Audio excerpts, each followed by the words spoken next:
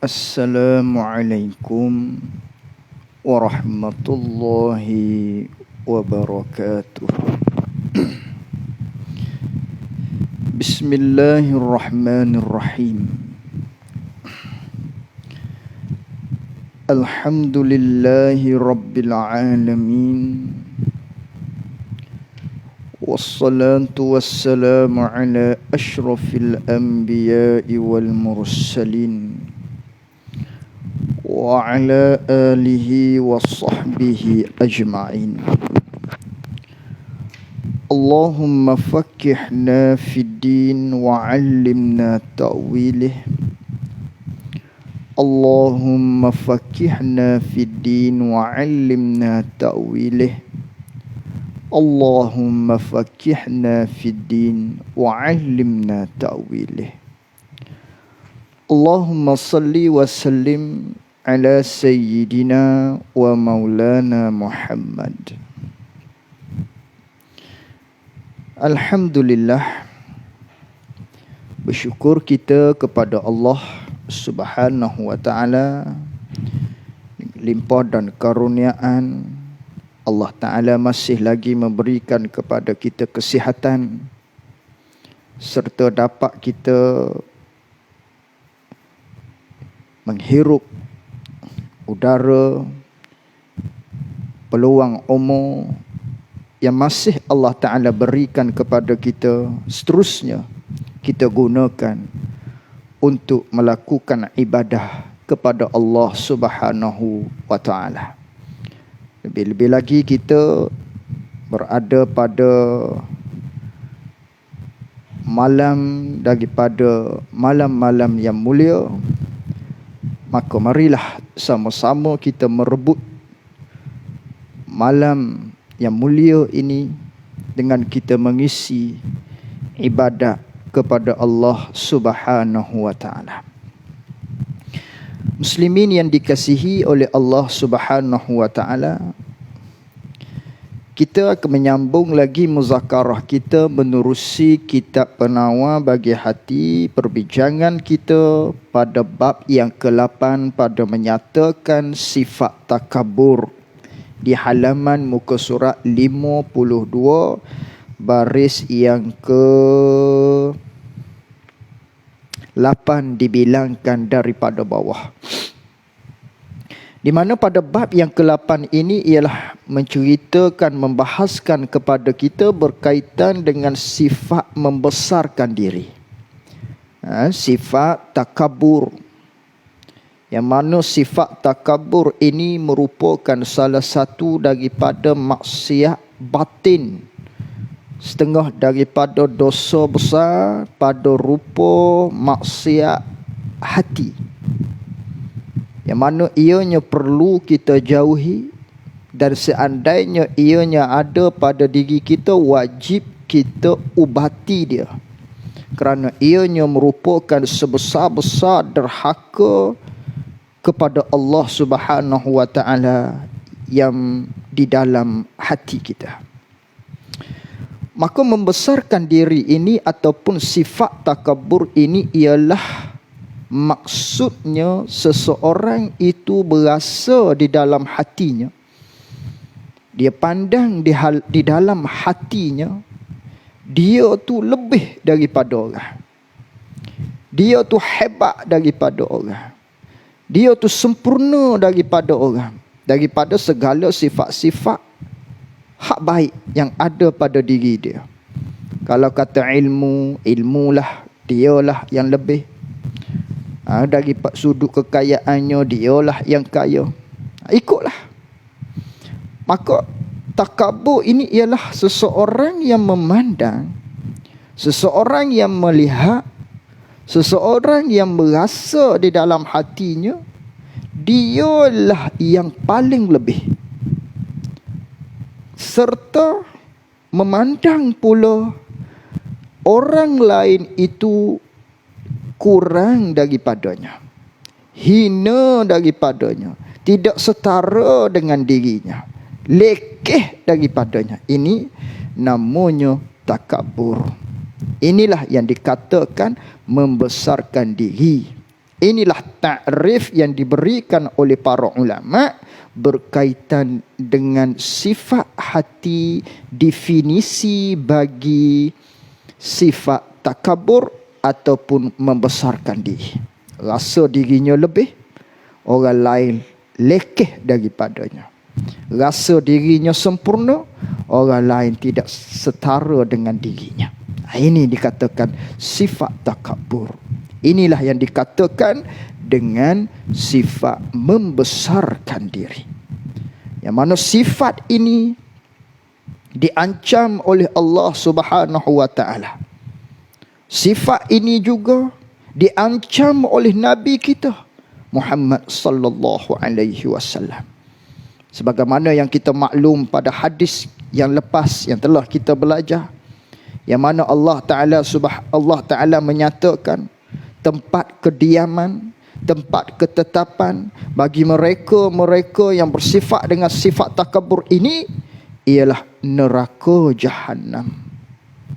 Begitu juga Nabi SAW menyatakan di dalam sepotong hadis yang mana Nabi mengatakan, Nabi bersabda, yuhsyarul mutakabbiruna yaumal qiyamati amthal adh-dharri fi suwarir rijal. Yang bermaksud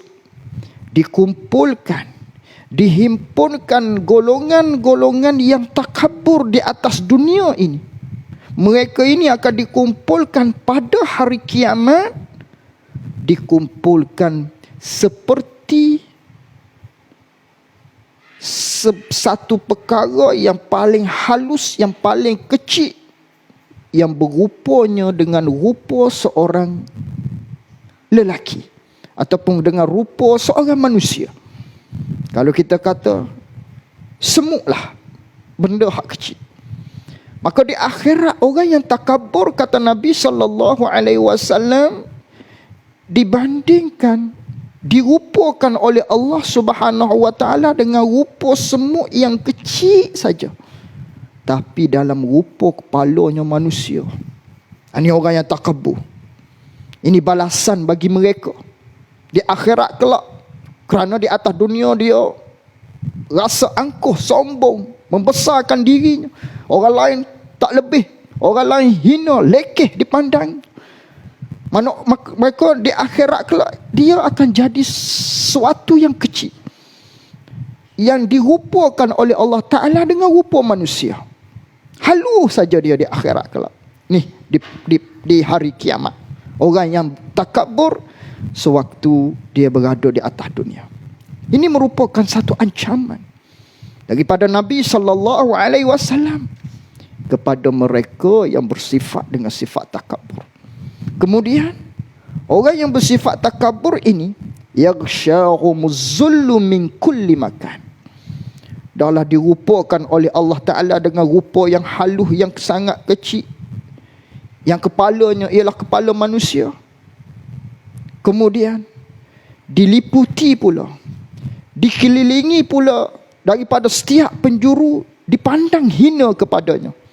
Kalau di atas dunia kita banding, orang pandang hina sekeliling kita ni, orang bu pada kita, Allah malunya. Orang duk sorok kepada kita, Allah malunya kita. Oh, bu, orang ni jahat ni, adik kiri kanan atas bawah. Setiap penjuru pakat hina kita.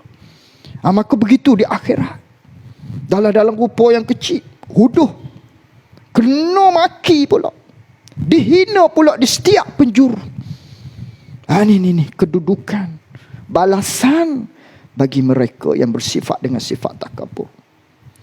Fayusaquna ila sijni fi jahannam yusamma bulas.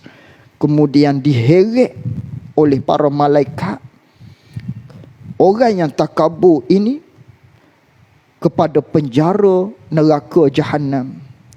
Yang namanya penjara neraka Jahannam ini namanya bulas. Nama dia bulas. Berada di dalamnya pula ta'luhum narul anyar. Yang mana di dalam neraka Jahannam, di dalam penjara neraka Jahannam ini terdapat di atasnya api yang sangat panas. Yusqauna min usarati ahli nar tinatal khibal. Apa tinatal khabal?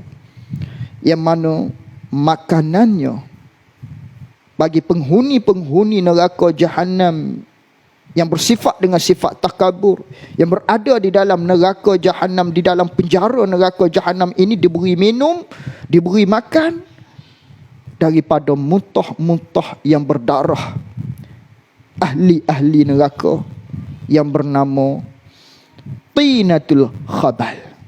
Nama muntah darah tu. Ada telana tu. Inilah makanan bagi orang-orang yang bersifat dengan sifat takabur sewaktu berada di dalam neraka jahanam.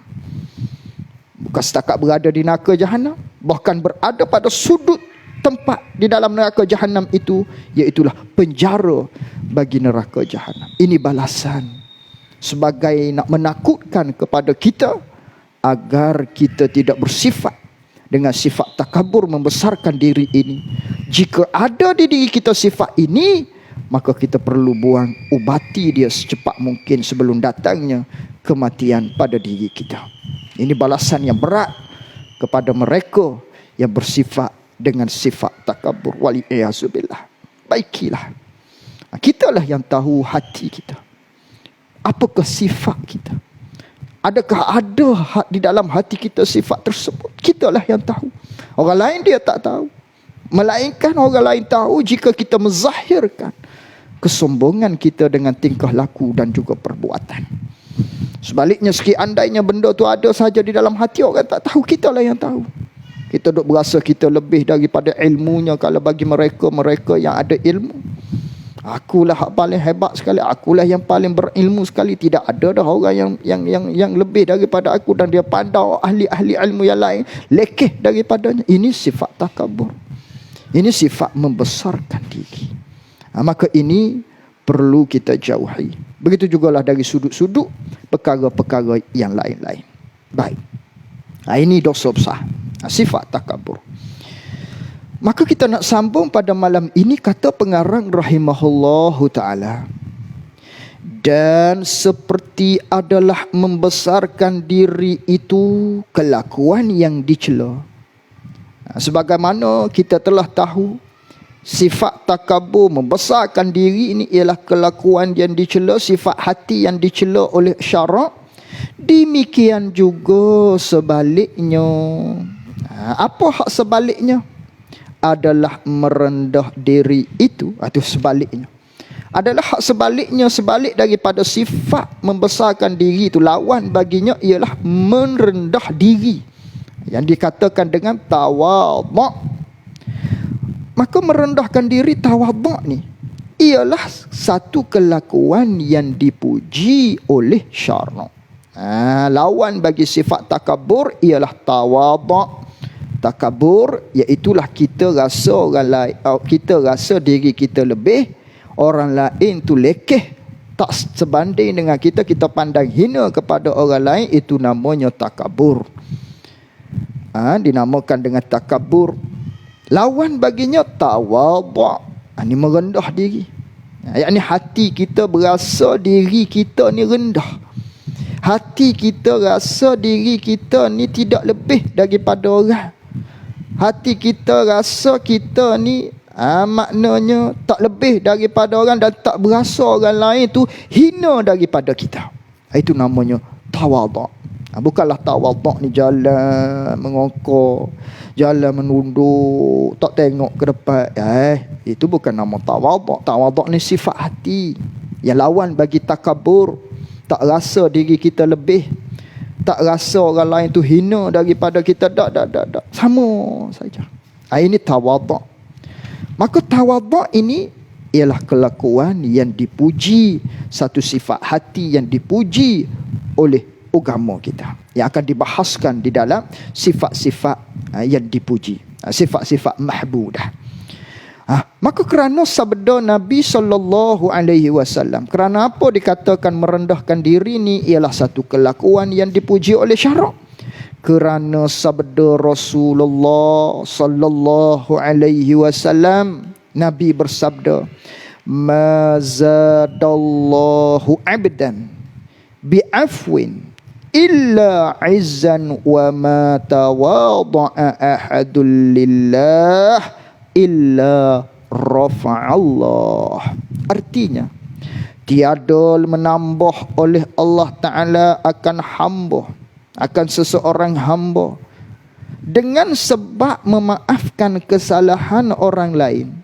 Tak menambahlah oleh Allah Ta'ala akan seseorang hamba yang bersifat dengan sifat pemaaf. Yang bersifat dengan sifat pemaaf, yang mana kalau ada orang buat salah dengan dia, dia memaafkan orang lain.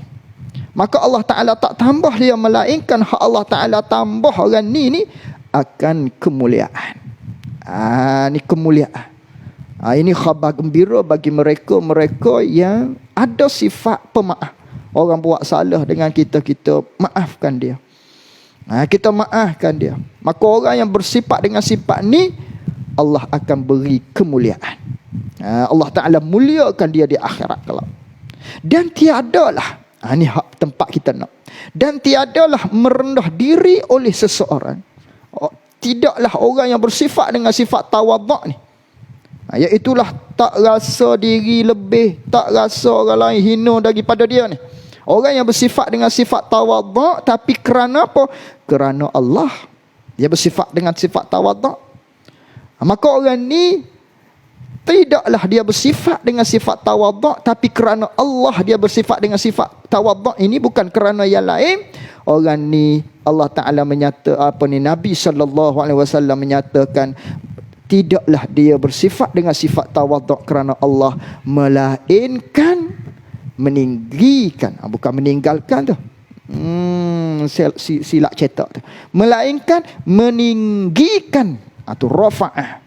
Meninggikan akan dia, akan seorang yang merendahkan diri ni oleh Allah Ta'ala. Tidaklah bersifat seseorang itu dengan sifat tawaduk merendahkan diri, melainkan Allah Ta'ala akan meninggikan dia.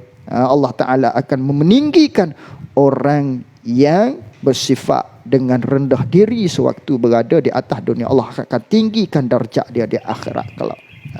Allah Ta'ala akan tinggikan. Tapi syaratnya merendahkan diri ni kerana Allah. Bukan kita merendahkan diri kerana pangkat dia. Kita pun rendah kita jadi rendah diri sebab pangkat dia atau sebab kekayaan dia. Dia tidak akan dapat sebagaimana yang disebut oleh Nabi, Allah akan tinggikan darjat dia di akhirat dah orang ni. Ini datang pula hadis yang lain. Ya, Nabi SAW bersabda, man tawadha'a li ghaniyyin li ajli ghinahu zahaba sulusadini. Siapa-siapa yang merendahkan diri kepada orang yang kaya. Sebab apa dia merendahkan diri kepada orang yang kaya ni? Kerana kekayaannya. Hormat juga dia kepada orang kaya. Kerana apa? Kerana kekayaan yang ada pada seseorang tersebut, bukan kerana Allah. Ataupun ikutlah kerana pangkat yang ada di seseorang tadi. Kita pun muliakan dia, kita pun merendah diri di hadapan dia misalnya. Bukan kerana Allah. Maka orang ni zahaba sulusadini, maka akan hilanglah sulusa, maknanya 2/3 daripada agamanya. Kalau kata agama tu 3/3, 2 daripadanya hilang dah daripada dirinya. Tinggal sikit lagi agama pada diri seorang. Ini ancaman. Naknya kita merendahkan diri itu kerana Allah Subhanahu wa ta'ala, tidak kerana yang lain. Ini satu maknanya khabar gembira kepada mereka yang bersifat dengan sifat tawaduk. Allah Ta'ala akan angkat orang ni, meninggikan orang ni di akhirat kelak. Baik. Ini orang yang bersifat tawaduk ketika mana berada di atas dunia. Sabda Rasulullah sallallahu alaihi wasallam lagi menyatakan kepada kita sifat merendah diri ini sifat yang dipuji. Sabda Rasulullah sallallahu alaihi wasallam, man tarakal libasa tawadu'an lillahi ta'ala wa huwa yaqdiru alaihi da'ahu Allahu yawmal qiyamah ala ru'usil khalaiq hatta yukhayyirahu.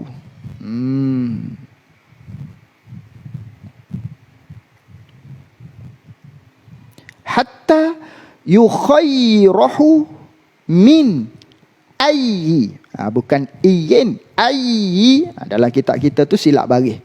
Ayyin hulalil imani sya'a yalbasuha. Artinya, arti hadis Nabi tadi, barang siapa meninggalkan iyo barang siapa, dia tinggal akan memakai pakaian yang elok. Dia sengaja tak pakai pakaian-pakaian yang elok, pakaian-pakaian yang cantik-cantik, yang mahal-mahal, hak comel-comel. Dia tinggal tu kerana merendah diri. Kerana dia nak jaga hati dia. Dan dia jaga hati dia ni kerana Allah. Dia nak jaga hati dia tu kerana Allah. Sedangkan pada ketika tu kuasa ia barang siapa, atasnya atas memakai pakaian-pakaian yang mahal-mahal, yang elok-elok, yang comel-comel, dia mampu. Tapi dia meninggalkan kerana dia tak mahu pakai hak comel, tak mahu pakai hak mahal-mahal. Tapi kerana dia nak jaga hati dia, takut jadi takabur.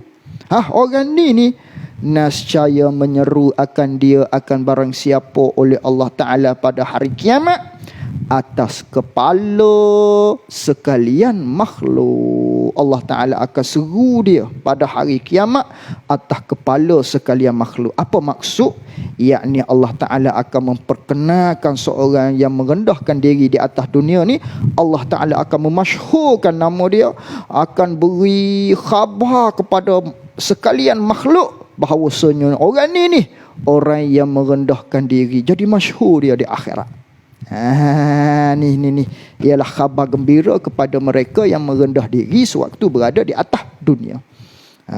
Ni orang yang merendahkan diri.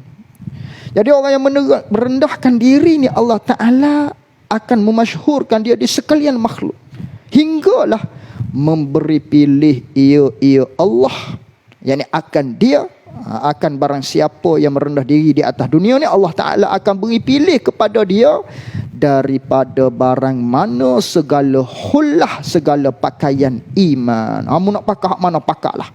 Menghendaki ia barang siapa tadi, memakai ia barang siapa, akan dia akan segala hullah. Kamu pilihlah nak pakai hak mana. Ni kelebihan orang yang merendah diri sewaktu dia berada di atas dunia. Dia tak pakai pakaian cok. Bukan maksud pakai pakaian elok, memakai pakaian yang cantik-cantik ialah merupakan perkara yang dilarang oleh agama kita, tidak. Akan tetapi kalau kita pakai pakaian yang elok kerana kita mampu, pakai pakaian yang cantik kerana kita mampu nak beli, kita pakailah. Tapi jangan kita pakai itu nak membesarkan diri. Tengok aku ni mampu, orang lain tak mampu beli seperti aku. Ni salahnya. Ini akan jadi takabur. Ini hati kita tu. Tapi sebaliknya orang ni, dia tinggal pakaian-pakaian yang mampu dia nak beli. Ni cantik, nak beli. Dia mampu tapi dia tak pakai, tak beli. Dia tak mahu, sengaja tinggal benda tadi kerana dia nak jaga hati dia. Maka orang ni oleh kerana di atas dunia dia tak pakai pakaian yang elok, dia mampu pakaian, dia pakai pakaian elok lah, bukan kata campak-campik sampai tak tutup aurat. Ada pakaian tapi dia tinggal benda-benda tersebut. Ada dah baju ni cukup dah. Bukan yang seminggu sekali beli baju baru dah. Jadi orang ni meninggalkan pakaian-pakaian yang elok kerana dia nak merendahkan diri. Maka di akhirat kelak Allah Ta'ala akan masyhurkan nama dia. Ni orang yang merendahkan diri, bersifat dengan sifat rendah diri, dan diberi pula kemuliaan kepada dia. Nak pakai baju mana, bakal pakaian iman hak mana, Allah Ta'ala beri pilih orang ni di akhirat kelak dengan pakaian iman. Allah Ta'ala beri pakaian iman. Ini ganjaran bagi mereka yang merendah diri sewaktu berada di atas dunia. Habis itu hadisnya. Kemudian pengarang kita nak memberi maksud. Apakah yang dikatakan dengan menyeru atas kepala sekalian makhluk tadi? Hadis Nabi kata orang yang merendahkan diri ni diserukan oleh Allah Ta'ala pada hari kiamat atas kepala sekalian makhluk. Apa maksud?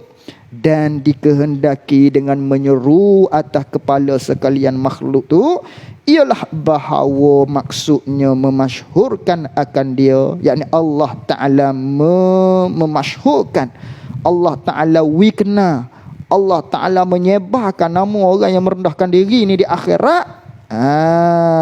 Di antara sekalian manusia, Allah Ta'ala akan memasyhurkan dia oleh Allah Ta'ala antara sekalian manusia. Allah Ta'ala akan beri kemasyhuran. Maknanya Allah Ta'ala akan bagi tahu, ni orang yang sekian orang yang merendahkan diri jadi masyhur nama dia, terkenal nama dia di akhirat kelak. Dan bermegah-megah oleh Allah Ta'ala dengan dia, dengan barang siapa yang merendahkan diri tadi. Allah Ta'ala kagum, Allah Ta'ala maknanya bermegah-megah dengan orang yang merendahkan diri ni. Bagi yang merendahkan diri sewaktu dia berada di atas dunia tadi. Tu maksud menyeru atas kepala sekalian makhluk. Hullah pula. Apa maksud hullah dalam hadis tadi? Dan makna hullah itu yang mana Allah Ta'ala berikan kepada orang yang tawaduk ni pakaian iman. Hullah iman. Apa hullah? Iaitulah 2 helai kain yang baru. Kerana di atas dunia dulu dia mampu nak beli baju-baju yang elok-elok, yang cantik-cantik, tapi dia tinggalkan dia kerana dia tak mahu bersifat dengan sifat takabur. Dia merendahkan diri kerana Allah Ta'ala. Maka dia lawan nafsu dia tadi. Maka di akhirat kelak Allah Ta'ala akan beri kepada dia 2 helai kain yang baru, yang mana satunya selendang yang baru. Di akhirat kelak lah ni, macam mana wallahu alam lah. Dan keduanya kain yang dipakai di pinggang. Ini Allah Ta'ala akan beri kemuliaan kepada orang yang merendahkan diri di akhirat. Habis kat situ. Dan hanya wallahu alam wa ilmuhu atam. Cukup dulu setakat itu. Mudah-mudahan kita dapat ambil manfaat daripadanya. Wabillahi taufik. Assalamualaikum warahmatullahi wabarakatuh.